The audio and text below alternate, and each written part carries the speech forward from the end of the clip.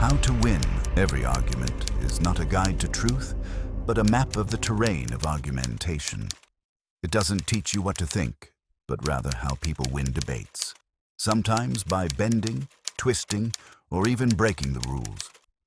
This book is an exploration of logical fallacies, those sneaky, subtle, and sometimes shameless tactics that make up the backbone of many successful arguments. How to win every argument. The playground of fallacies. Imagine a playground filled with argumentative tools, some noble, some mischievous. Each has its own rules, and each can be wielded for victory. The book functions as a handbook of these tools, cataloging over 80 logical fallacies, from the well-known to the delightfully obscure. But it's more than just a list. It's a master class in recognizing and, when necessary, deploying these tactics. Why focus on fallacies?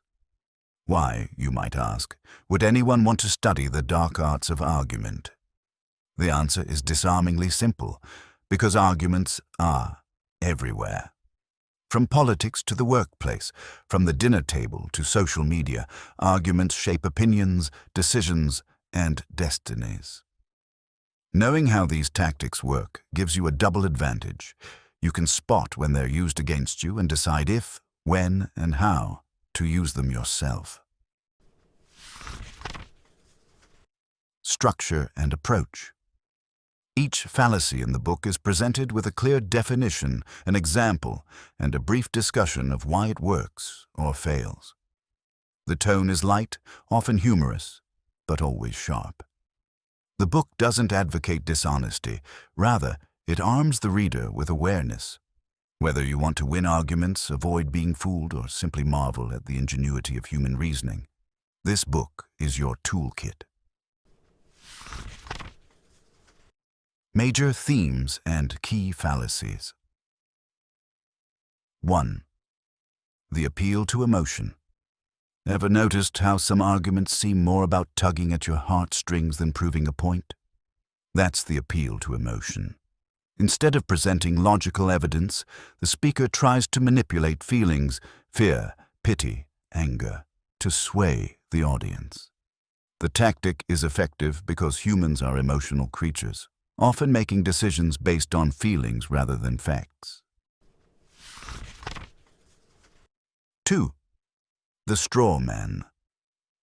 What if you could win an argument by defeating a weaker version of your opponent's case? That's the straw man fallacy. Here, one misrepresents or oversimplifies someone else's argument, making it easier to attack. Instead of engaging with a real issue, the debater constructs a straw man and knocks it down with ease. Spotting this trick helps you keep debates honest and focused. 3. The ad hominem. When logic fails, attack the person. The ad hominem fallacy substitutes personal attacks for reasoned argument.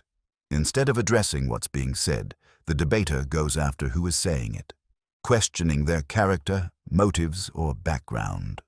While it can be devastatingly effective in undermining credibility, it rarely addresses the real issue. 4. False dilemma.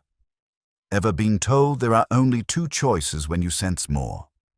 The false dilemma fallacy limits options, presenting a situation as black or white, either or, when, in fact, there may be many possibilities.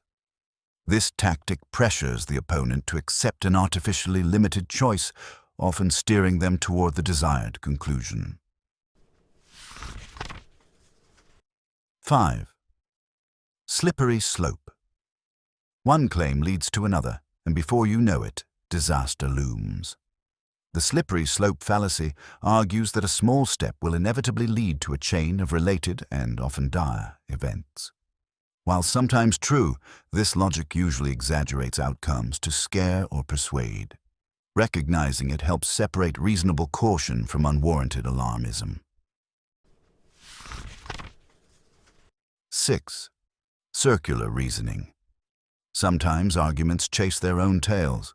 Circular reasoning occurs when the conclusion is simply a restatement of the premise, dressed up as proof. Instead of providing evidence, the debater assumes the point at issue and proves it by repeating it. This fallacy is tricky because it can sound convincing until you unpack the logic. 7. Appeal to authority. Because the expert said so. The appeal to authority fallacy relies on the status of a person making a claim rather than the merit of the argument itself. While expertise can be a valuable guide, it's not infallible. This fallacy is especially common in debates involving science, medicine, or any specialized field. The key is to question not just who is making the claim, but whether the evidence supports it. 8. Post hoc ergo propter hoc. Correlation does not equal causation. The post hoc fallacy assumes that because one event follows another, the first caused the second. This reasoning can lead to superstitions, faulty medical advice, and misleading statistics. Learning to demand stronger evidence for causal claims protects you from being misled. 9. Red herring. When the heat is on, a clever debater might distract by introducing a red herring, an irrelevant point designed to divert attention from the main issue. This tactic can derail discussions, waste time, and muddy the waters. Staying focused on the core argument is the best defense. 10. Begging the question. This fallacy involves assuming the answer within the question itself. It's a form of circular reasoning where the conclusion is hidden in the premise rather than proven. It's subtle, but once recognized, it stands out as a logical cheat. Beyond the fallacies. Strategy and awareness. The book doesn't just name and shame logical fallacies. It also explores how to counter them. Recognizing a fallacy is the first step, but responding effectively is the real skill. Sometimes, the best strategy is to call out the tactic. Other times, it's more effective to expose the underlying logic and guide the conversation back to the real issues. The book emphasizes adaptability. Not every fallacy is used with malice. Sometimes they're honest mistakes. By understanding the structure of arguments, you can engage more thoughtfully, avoid pitfalls, and steer conversations toward clarity. Argument as a game. Underlying the entire book is the idea that argument is a game, a contest of wits, words, and will. Like any game, there are rules, but also loopholes and tricks. The most skilled players know how to use these to their advantage, but also when to play fair. The goal isn't just to win, but to understand how the game is played. Practical applications. This arsenal of fallacies and tactics isn't just for philosophers or politicians. It's immediately useful in daily life, negotiating at work, debating at the dinner table, or navigating social media. The book encourages critical thinking, skepticism, and a sense of humor. It reminds readers that winning an argument isn't always the same as being right, and that sometimes the best move is to recognize when an argument isn't worth having. So, after exploring the battlefield of words and the secret strategies behind every debate, are you ready to spot and maybe even use these argumentative tools in your own life?